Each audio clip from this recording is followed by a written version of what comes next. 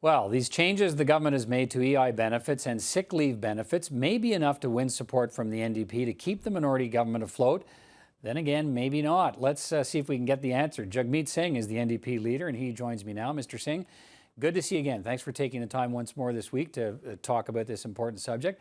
The government seems to have moved to meet your demands by enriching the new EI program for self-employed or gig workers and by creating a 2-week sick leave benefit. So does that satisfy your demands? Are we there yet, I guess is what a lot of people would say. Well, speaking first specifically about the legislation that's in front of us, we're almost there. The first part is something that we had fought for. We told Canadians, we were told by Canadians they did not want to see the support to those who could not work during this pandemic be cut by $400, which is what the Liberals were proposing. So we fought back and we got the assurance now it's going to be it's in the legislation that the amount of support will remain $2,000. So that's a big win for Canadians, a big win for people, and we're proud of the work we did to get there. The second part is the paid sick leave. That's also in the legislation.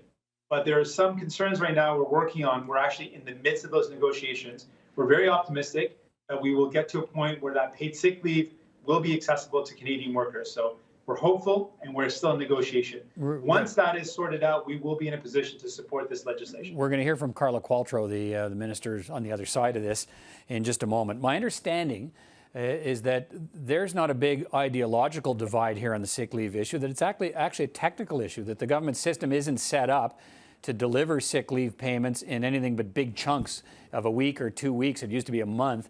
And so that's where the sticking point is. Have I got that right?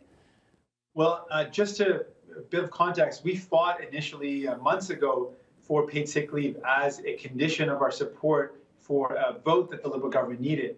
So this is something we had fought for. The Liberal government had promised to us.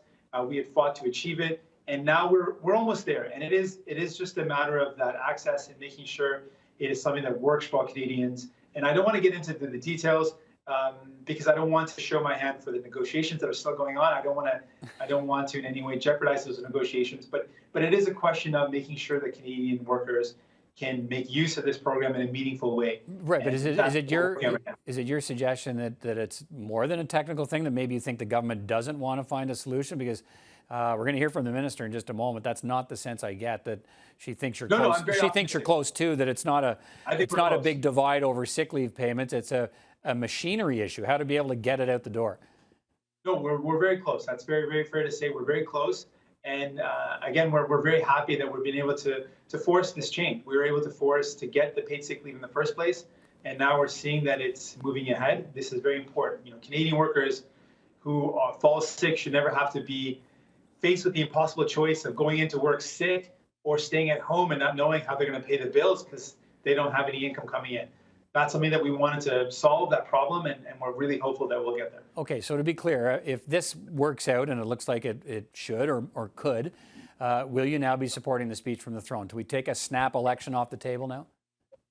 Well, I'm focused right now on this piece of legislation. But as I said before, I've been looking to see some action. This legislation, if it moves forward, and I'm hopeful it will, this would be an example of action instead of just the words that we saw in the throne speech. This would be some concrete action. This is what we were looking for, and I'm very hopeful and optimistic. Okay, so does that mean you'll support the speech from the throne? Well, that vote is not in front of us right now. What's in front of us is legislation. I want to take one thing at a time, and it's important for us. Hang on, wait a minute here. So are you telling me that you could support any votes that come along on this Bill C2 on these EI benefits and sick leave, and then turn around and vote down the speech from the throne after you got this? Well, I can say really clearly to Canadians what I've been saying throughout this pandemic. My goal has never been to find a way to go to an election. I want to use the position I have, the leverage I have, to fight for Canadians, to try to get some help to them. And that's what we're going to continue to do right now. We're right now negotiating one piece of legislation. Once it's resolved, we will be in a position, hopefully, to vote for it. And then we'll look at the next votes that come forward. But right now, the immediate vote that's in front of us for Canadians that are worried about their CERB ending in 2 days is this piece of legislation. That is a priority right now. And this would be a positive sign if this moves forward. Okay, you know what this sounds like? This sounds like, well, it sounds like sort of a little bit of bare-knuckled negotiating stuff here. You get what you want on two things, which you said were your bottom line. You get those, and now you continue to hold the threat of not voting for the speech from the throne over the government to try and get more. Is that the plan? Our plan is fighting for Canadians. At the end of the day, we just want to make sure Canadians get the help they need. This is something that the Liberals had promised months ago and still hadn't delivered. They promised to us they would bring in paid sick leave, and it's taken a long time. And so we're going to fight for Canadians to get that paid sick leave so that people aren't worried. We know but that what I'm asking you is that what I'm asking you though is that where the air of uncertainty can end for politicians and for Canadians, that look, if this goes through, people are going to be saying tonight and tomorrow, look, Jagmeet Singh got what he wanted. He won on this for the NDP and for Canadians. Oh, wait a minute, he's now going to ask for more, so we could still have an election? Right now, our focus is what's in front of us. There is not a throne speech. If there was, I'd have to make that decision right away. But there's no throne speech vote right now. Right now, what we have is we're 2 days away from CERB ending for a lot of Canadians who are deeply worried. Millions of Canadians are worried. And right now, our focus is making sure we get the best deal possible for Canadians, and we also get in place paid sick leave. Those are the two things that are in front of us, and we're focused on that right now. Did you know Did you know the government was going to meet these demands? Did you have any conversations that said, "Oh, let's reach out to Jagmeet Singh and say, look, we can make this happen"? When did you get word that they were prepared to change these measures? Well, as far as we knew, that what the Liberals had proposed was to cut the support.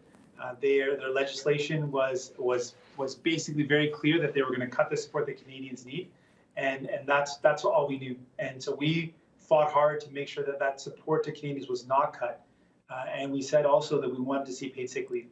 This was not clear that the Liberal government's going to move ahead with these two, and we're really happy with the work that we did to make sure Canadians saw that their support is not going to be cut and that paid sick leave is being pushed forward. We're still negotiating the details, but this is a really positive sign and a big victory so far for Canadians. Yeah, I know. The government, I'm sure, knows what your position will be. Maybe even watching this conversation, I suppose knowing a bit about how Parliament works, I think they could catch you on this one simply by, there's 6 days of debate on the speech from the throne. They could move all of that debate up, call for a vote on the speech of the throne before this legislation gets passed. Then what would you do?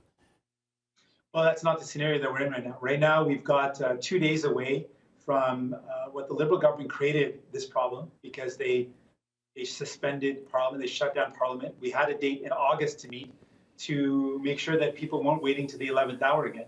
But instead, the Liberal government pushed this to the 11th hour. They timed it so that the throne speech and the opportunity to bring in legislation would be right before CERB was ending. That was a wrong thing to do. That was irresponsible. But despite that, we are now in a position that we look really hopeful to be able to pass some legislation to get the help to the Canadians that they need. Really, ideally, what should happen is CERB probably should be extended while we work out these details. But again, the Liberal government chose this date just days before CERB. CERB literally ends in 2 days. Yeah. So that's 2 days for millions of Canadians who cannot go back to work in the tourism sector, the hospitality sector, the service sector. Their jobs are just not there. Okay. So this is a serious thing, and we're focused on making sure that the help gets to them despite how irresponsible the choosing of the state was. All right, Jagmeet Singh, the leader of the NDP. Thanks so much for your time again, and good to talk to you. Thank you.